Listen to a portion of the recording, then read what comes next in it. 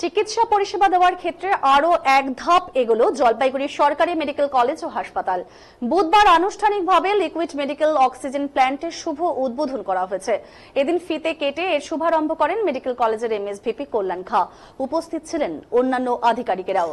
উল্লেখ্য, মেডিকেল কলেজের অন্তর্গত সুপার স্পেশালিটি হাসপাতালের ক্যাম্পাসে লিকুইড মেডিকেল কলেজ প্ল্যান্ট বসানো হয়েছে। এখান থেকেই এখন হাসপাতালের বিভিন্ন ওয়ার্ডে পাইপলাইনের মাধ্যমে অক্সিজেন সরবরাহ শুরু হয়। এই বিষয়ে এমএসভিপি কল্যাণ খা জানিয়েছেন, আজ থেকে অপারেশন থিয়েটার সহ সমস্ত ওয়ার্ডে রোগীদের জন্য অক্সিজেনের এই পরিষেবা চালু করা হয়েছে। এতদিন অক্সিজেন সিলিন্ডার নিয়ে বিভিন্ন সমস্যা তৈরি হতো, এবার থেকে সেই সমস্যা আর তৈরি হবে না। রোগীদের একটাই সুবিধা হবে বলেও তিনি জানিয়েছেন। কি জানিয়েছেন এমএসভিপি কল্যাণ খা আপনাদের শোনাব।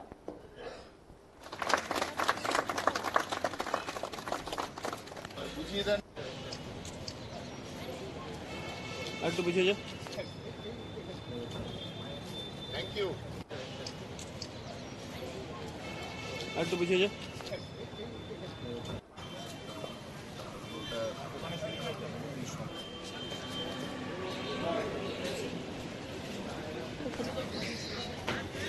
খুলে শুনুন স্যার, আস্তে আস্তে আস্তে আস্তে ধীরে ধীরে করুন। আপনি একটু হাত লাগান। পুরোটাই ঘুরতে হবে। হ্যাঁ, যতটা ঘুরছে ঘুরছে, মানে একদম লাস্ট পর্যন্ত। এটা বাহ, হয়ে গেল। এটা এই যে প্রেসার বাড়ছে।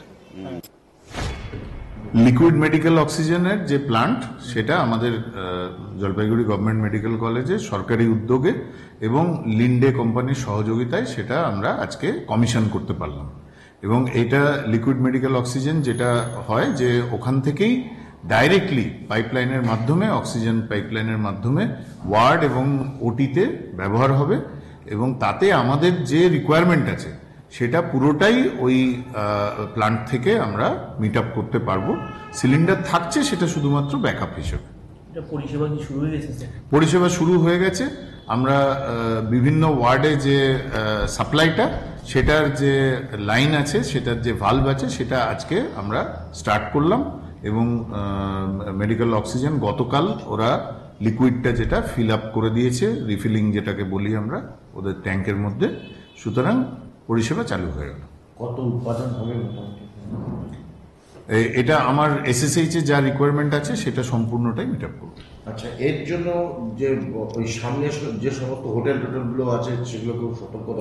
ওটা যেটা আমাদের লাইসেন্স, এক্সপ্লোসিভ লাইসেন্স থেকে শুরু করে সমস্তটাই সেন্ট্রাল গভর্নমেন্টের লাইসেন্স লেগেছে। স্বাভাবিকভাবে ওখানে আশেপাশে কোথাওই কোনো রকম আগুনের সোর্স, যেটা নেকেড ফায়ার বলা হয়, এবং বা ধূমপানের ইত্যাদি কোনো রকম ভাবেই এটা ওখানে পারমিসিবল নয় এবং সেটা আইনত দণ্ডনীয়। ওখানে আমরা সেই সেফটি প্রিকশনস সমস্ত কিছুই রাখা হয়েছে এবং মানুষকেও সহযোগিতা করতে বলা হয়েছে। গতকাল পুলিশও ছিল, তাই সেইভাবে আমরা জিনিসটাকে চালু করলাম।